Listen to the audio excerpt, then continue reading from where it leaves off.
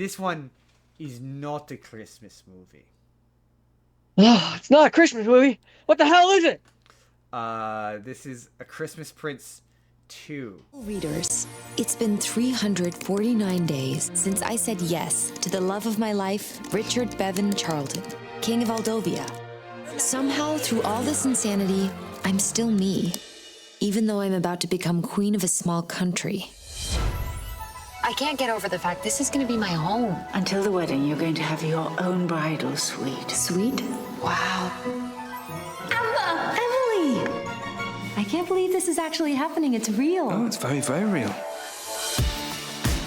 Christmas spirit has overtaken the palace. What do we think of that? Is that a snowman or a yeti? You and I have a wedding to plan, and I have the world's best wedding planner. See, he designs, he does not plan. We have much preparation to do and very little time. Second Christmas Prince. Snap. Now, Jordan, you did It has ask. It has Christmas in the title though, and it does. takes place at Christmas. It does So take- it's technically a Christmas movie. It takes place at Christmas, but like, it only takes place at Christmas because the first one takes place at Christmas. I'm so sorry. Riley likes this one.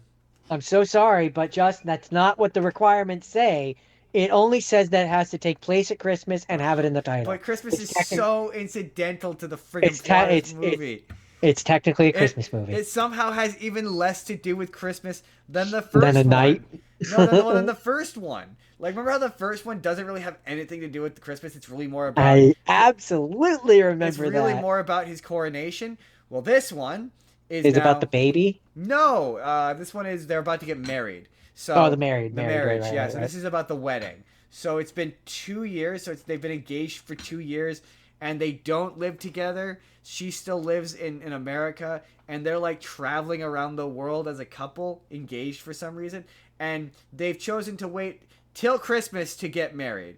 So they're getting married. He is now the king, and he is trying to solve this like financial crisis in their country where like they're trying to find jobs, stable jobs for people in factories and whatnot, and they have this plan to build infrastructure to use, I can't remember what the name of the country is. I'm going to call it Moldova. I think it's Moldova. To use Moldovan companies to build this infrastructure. But Pretty sure Moldova is one from mine. Is it? Okay, well, now I'm going to Google it. I don't actually remember. As an aside, though, I do have a story complaint about the Princess Switch 2, which I didn't want to talk about on stream, but I will because it's inane and stupid. But I will complain about it off stream. That is completely fair. Maybe I could talk about it while you're looking this up. Basically, there's a plot point where the assistant to rich Vanessa Hudgens Okay, I got it. is trying to convince the poor romantic person that he's not good enough to date rich Vanessa Hudgens, and so poor love interest is like, oh, like I'm not good enough to be like a peasant can't be with royalty, and like that's a whole thing that he's going through. And Oh, I'm that like, sounds like a similar dude, point I have in this one. dude, your best friend. Yeah, but it's even worse in mine because I'm like, dude, the entire point of the last movie is your poor friend became a princess. Right? There's already a case study example of why that's bullshit. Why that's total bullshit. Aldovia with an A, no M. Aldovia, that was it. Yeah. And so now he is king of Aldovia. And first thing I hate about this book, number one, okay, yeah, it is. Not that you should that you ever need to find a movie relatable, but this movie is so idiotically unrelatable. Her problems are relatable to no one because no one is gonna marry what is ostensibly into like this movie is basically about marrying into the British royal family because he looks like Prince William. He looks like Prince William. It's uncanny how much he looks like Prince William. Like he looks like Prince William. And he's coded as Prince William. Would you say he looks like Prince William? He does. He's coded as looking like Prince William. Like they're meant to be the British royal family in how their appearance is. Do you agree with that? From what I remember, yeah. Yeah, right. They're basic. Like they've got a weird like European country some name. other version But basically, of they're it. the British royal family. All of their traditions are so similar to all of the protocol, all that. So this movie is about marrying into the royal family, and no person on the planet is ever going to experience that, other than like maybe a select handful. So it's just not all that relatable. So all of the stuff involving her getting married and protocol, maybe it's relatable if you're a woman. To be fair, like to me as a male, I just did nothing. It did nothing, and it's like anytime I hear about people complain about being the royals, it's like, oh my god, you people are unrelatable. And Well, that was a fun little rant. and train of thought. Where was I going with that? I had a point to that. Oh, there's weird moments where like they refer to their country as a kingdom, and it like they're like 5th century monarchs. Like there's a point where they keep calling it a kingdom. I'm like, okay, so maybe this area of land just operates differently in the modern world. Like maybe they refer to it as a kingdom. But then the prime minister of the country shows up and he goes, "Yeah, welcome to our country." So it makes them referring to their country as a kingdom weird. That is weird. I mean, here's what I'll say. I'll say about that. I don't know any actual royals like the King of England or anything. So for all I know, behind closed doors and away from the filthy peasants, they do still refer to England Sure, as a but kingdom. like okay, the way the movie acts, and I don't remember the first one doing this, but the way this one acts, it acts as though like the king is the head of government, and I mean to be fair, he is Britain's head of state, right? But this movie acts as though he's in charge of everything, and it's 100% his responsibility to do everything, and it acts as though he's basically like a kingdom in a magical fantasy kingdom. So he's a king in a magical fantasy kingdom. I don't. And then the prime hold on, let me just finish this thought real quick. Then the prime minister shows up and is like, no, this is a normal country and we're all normal people. It's very bizarre. It makes the characters seem unrelatable. So okay. Take this with a grain of salt because I'm using another book as a source of information. So grain of salt. But in one of the obviously, the Da Vinci Code. Yes. One of the books, I don't remember which one it is, but they're in Spain or something like that, or not Spain, but like one of those countries. That area of the world. Sure. That area of the world. And they talk about how, yeah, there's the king. They have a king who is basically in charge. So like I think this is supposed to take place kind of in that area of the world. That I get, right? I get what you're saying. And the movie acts like that until, again, the prime minister shows up and he refers to their country as a country. And so, in seeming to indicate or imply that this country operates like the British government. So it makes all the language of having to save the kingdom feel weird and out of touch from the people they claim to be representing. Like it's very it makes the movie reads as being pro-monarchy, even more so than the last one, which already read as pro-monarchy.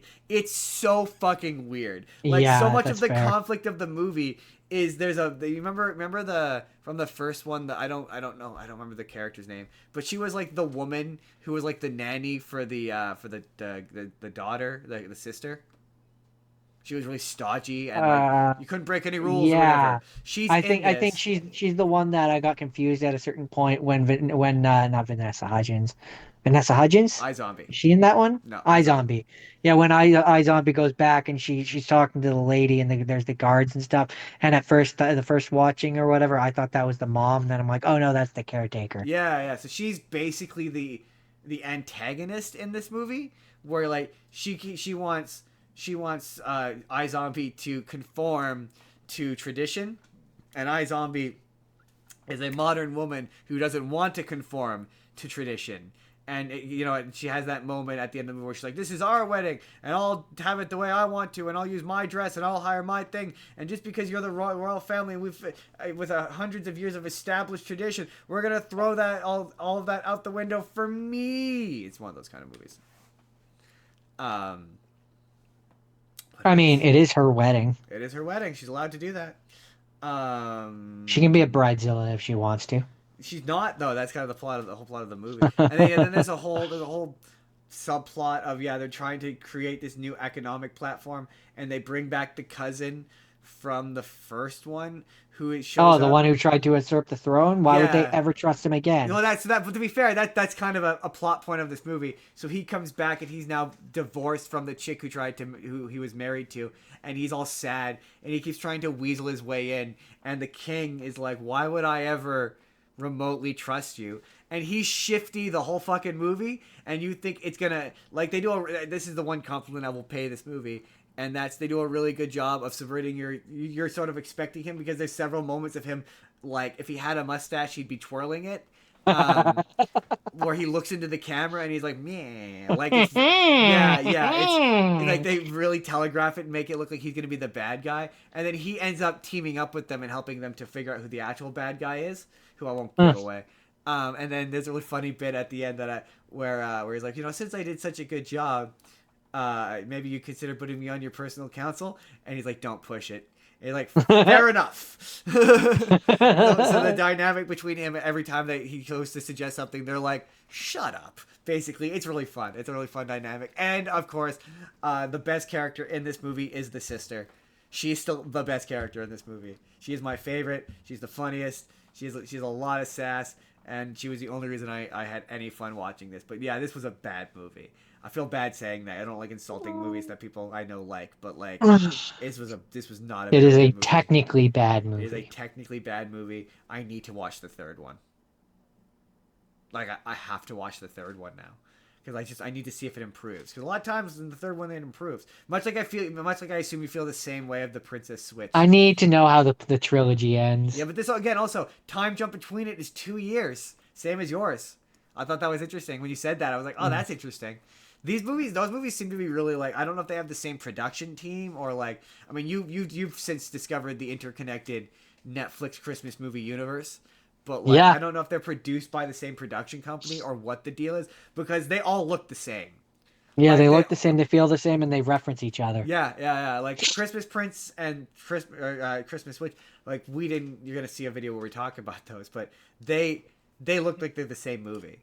Like they're not the same movie, but they look like they're the same movie. You really hit the nail on the head when you say Disney Channel original movie.